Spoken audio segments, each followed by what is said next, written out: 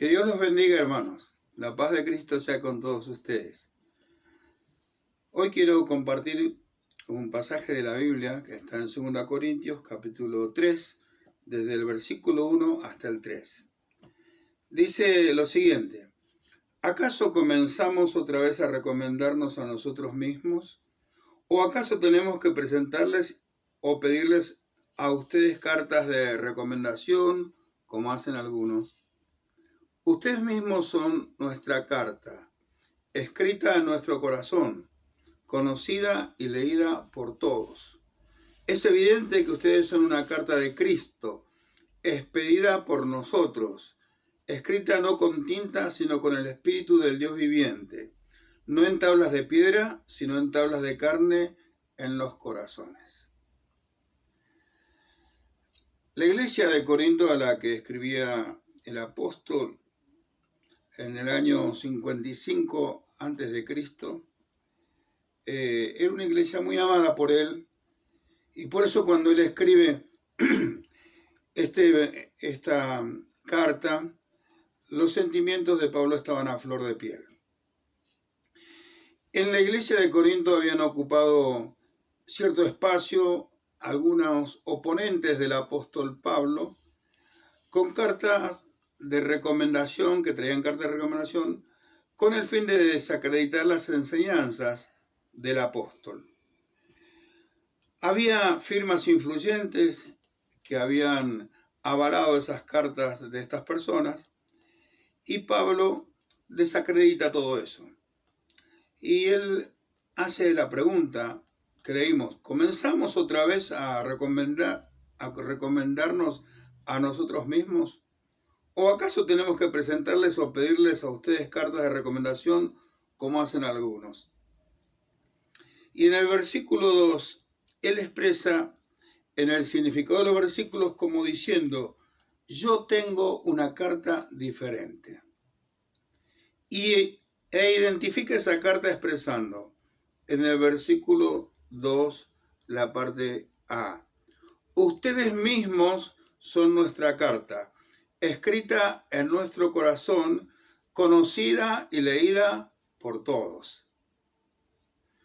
Los creyentes de Corinto eran prueba auténtica del trabajo del apóstol Pablo y de la mano gloriosa de Dios, porque en ellos había ocurrido una obra de transformación asombrosa en su vida. Hablando de transformación, en 1 Corintios 6, 9 a 11, Pablo hace referencia a personas que viven al margen de la voluntad de Dios y menciona a los fornicarios, los idólatras, los adúlteros, los sodomitas y pervertidos sexuales, los borrachos, los ladrones, los avaros, los calumniadores y los estafadores. Y luego de eso afirma él y dice: ninguno de ellos heredará el reino de Dios. Y les dice a los corintios: y eso eran algunos de ustedes, pero ya han sido lavados, ya han sido santificados, ya han sido justificados en el nombre del Señor Jesucristo y por el Espíritu de nuestro Dios. Le dice a los corintios: ustedes eran lo mismo que ellos, pero ustedes han sido transformados por el poder y la gracia de Dios. O sea, ellos habían sido, pero nacieron de nuevo por la obra de Cristo. Y el cambio de ellos era conocido en todas partes. Esos hombres y mujeres transformados eran la mejor recomendación del ministerio del apóstol Pablo y de la pureza de su enseñanza. Esas personas eran la carta que Pablo no llevaba escrita en un bolsillo, sino en lo más íntimo de su corazón. En 2 Corintios 3:2 dice: ustedes mismos son nuestra carta, escrita en nuestro corazón, conocida y leída por todos. La carta de recomendación del apóstol Pablo estaba escrita y firmada por el Señor Jesús. En el versículo 3 dice precisamente eso. Es evidente que ustedes son una carta de Cristo expedida por nosotros, escrita no con tinta, sino con el Espíritu del Dios viviente, no en tablas de piedra, sino en tablas de carne en los corazones. O sea, era la carta de Cristo y la tarea que avalaba la obra del apóstol Pablo y la transformación de ellos como genuina, verdadera y total. Y ahí vemos entonces que el apóstol Pablo no se atribuye la tarea de él como total, sino que da la gloria al Señor. No era en realidad la conversión de los corintios y el cambio de la vida de ellos producto del genio de Pablo, sino la obra de Cristo. Por eso es que Pablo en otra oportunidad también, él escribe y dice, uno siembra, otro riega, pero el crecimiento lo da Dios. Cada uno de ustedes, los fieles creyentes, todos nosotros, somos una carta de recomendación.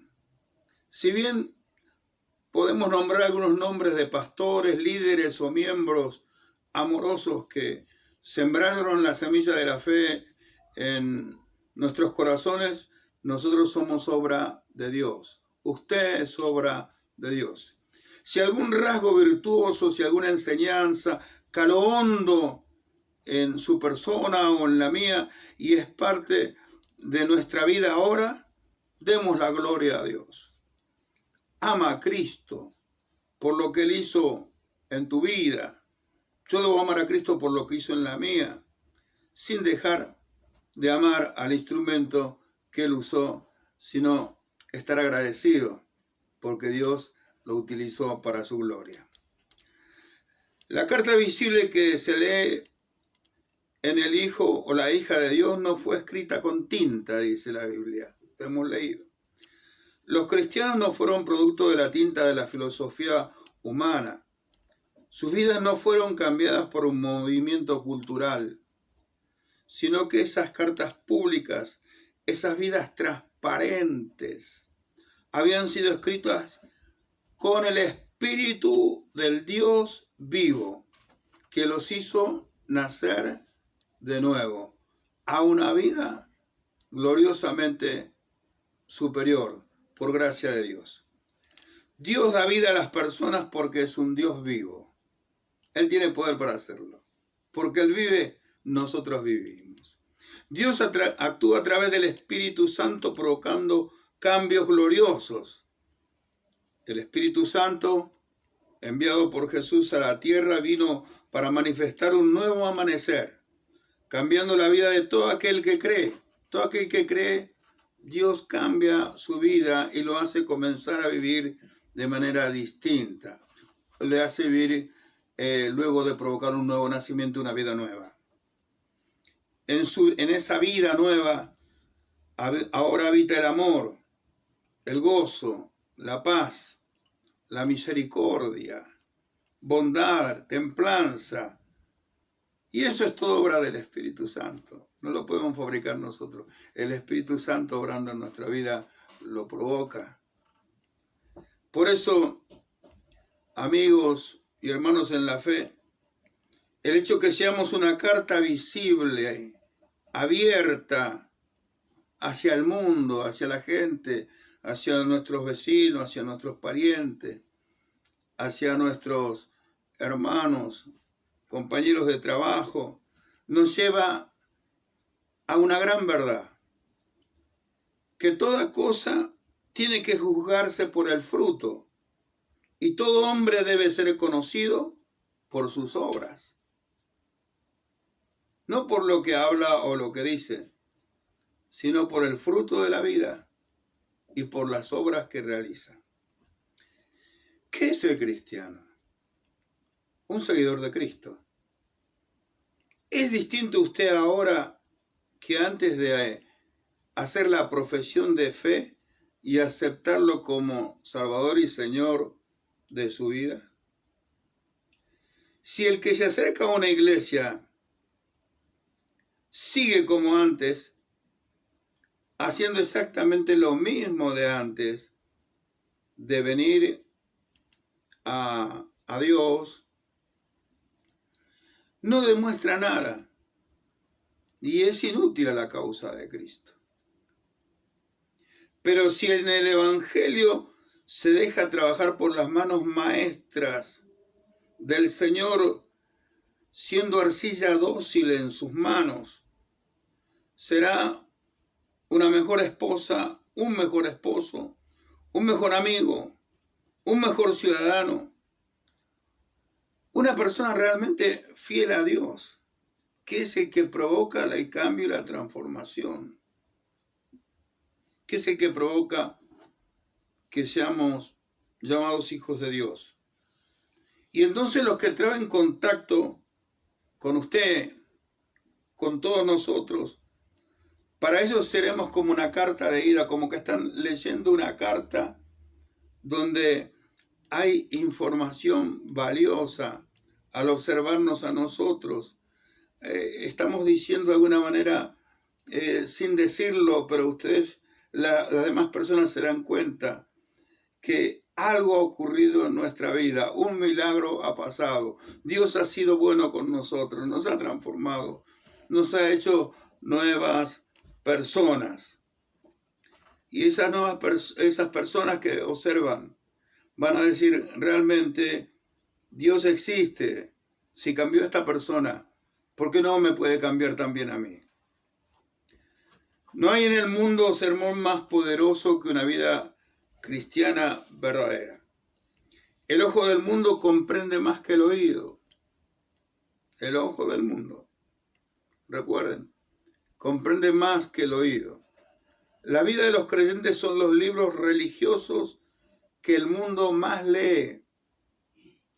¿Usted cree que su vecino lee la Biblia? Es muy posible que no, pero lo está leyendo a usted, sin duda. Los vecinos observan al creyente y ojalá que ellos puedan ver en nosotros que somos una carta que glorifica el nombre de Dios y que a ellos de alguna manera los bendice también.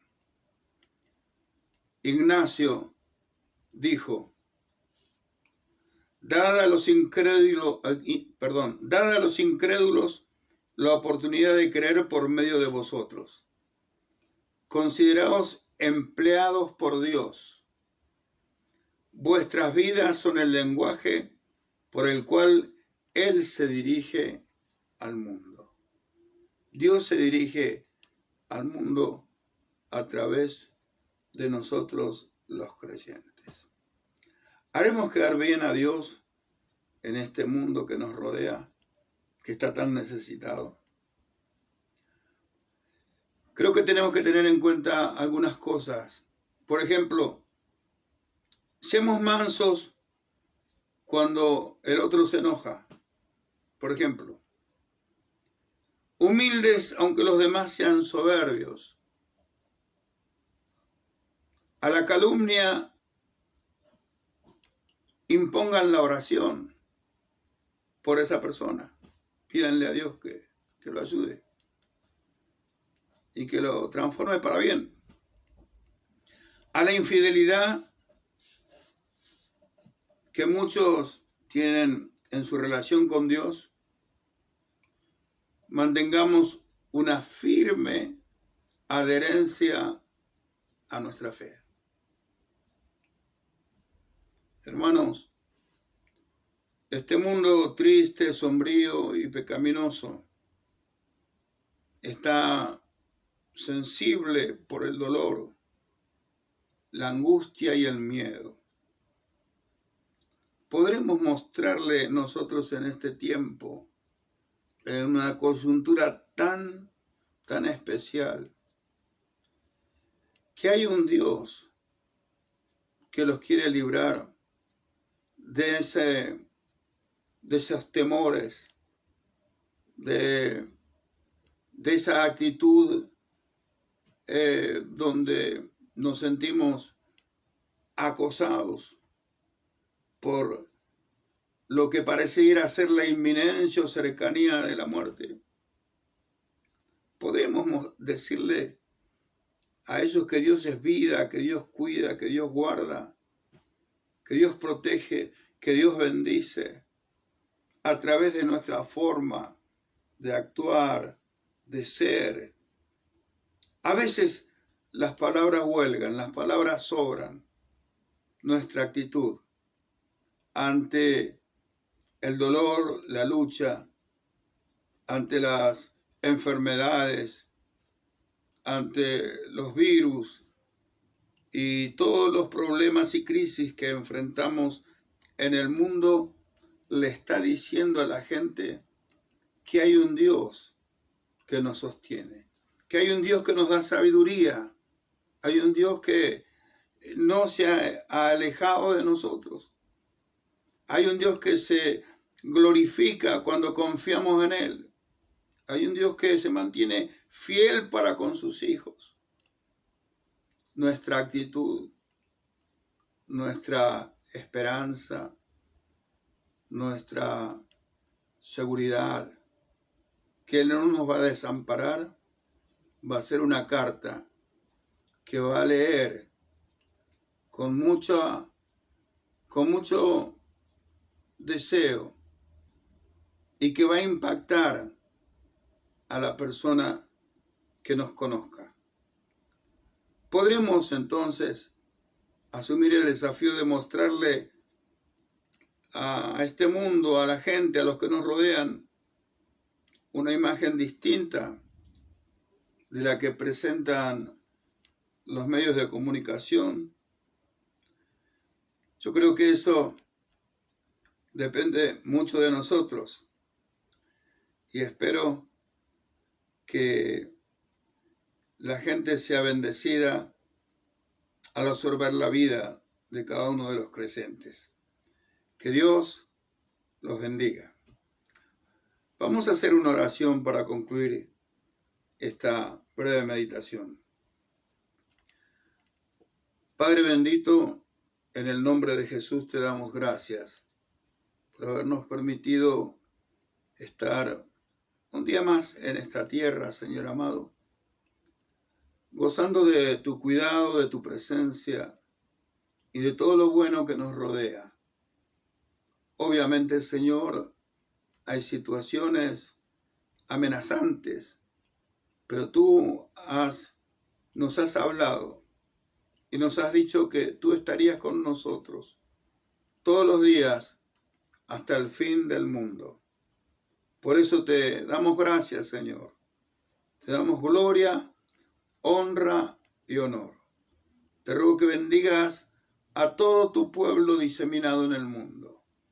Señor, y te pido que sanes a todos los enfermos.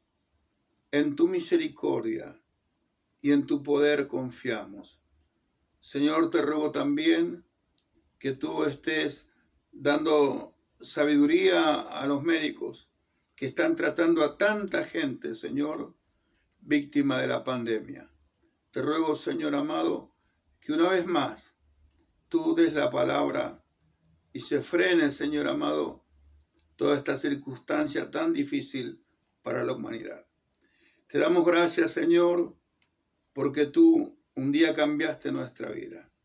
Y te pedimos también que cambies la vida de muchos más y que nos utilices para ese cambio como fieles y auténticos voceros y ejemplos de una vida que ha sido cambiada por el poder de tu amor.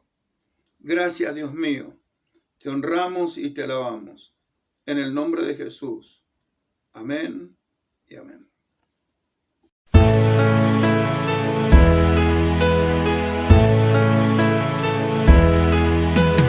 Hay que encender una luz por pequeña que sea. Aunque tengas la noche en los ojos y el alma deshecha,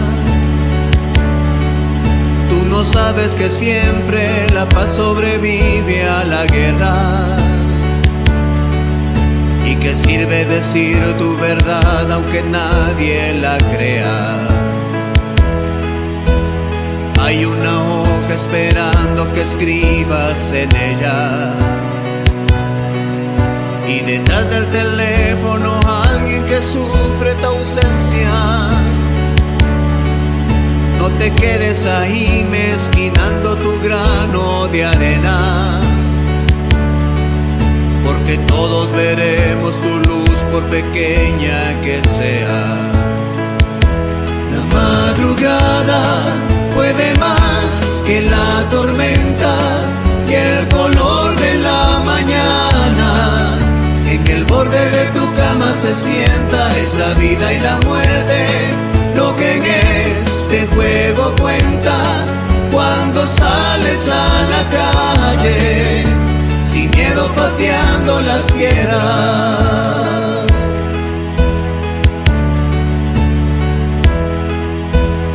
Hay que intentar el amor aunque el odio no se da, porque el tiempo perdido se paga en la misma moneda. Y si quieres que juntos lleguemos a ser una hoguera, es preciso que enciendas tu luz por pequeña que sea. La madrugada puede más que la tormenta y el color de la mañana. En el borde de tu cama se sienta, es la vida y la muerte lo que en este juego cuenta.